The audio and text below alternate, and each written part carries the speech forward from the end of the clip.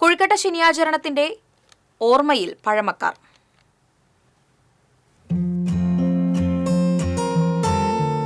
ക്രൈസ്തവർ വലിയ നോമ്പിന്റെ ഭാഗമായി ഓശാന ഞായറിന്റെ തലേ ദിവസമായ ശനിയാഴ്ച ലാസറിനെ ഉയർപ്പിച്ച ദിവസത്തെ അനുസ്മരിച്ചാണ് ക്രൈസ്തവ കുടുംബങ്ങളിൽ കൊഴുക്കട്ട പലഹാരം ഉണ്ടാക്കുന്നത്.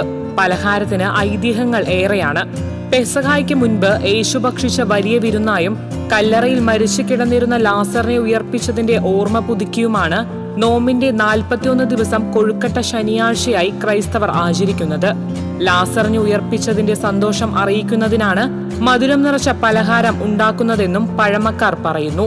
നനച്ച അരിമാവ് ഉപയോഗിച്ച് കല്ലറയുടെ ആകൃതിയിൽ കുഴച്ച് അതിൽ ചിരകിയ തേങ്ങ, പഞ്ചസാര, ശർക്കര എന്നിവ ചേർത്താണ് പലഹാരം ഉണ്ടാക്കുന്നത്.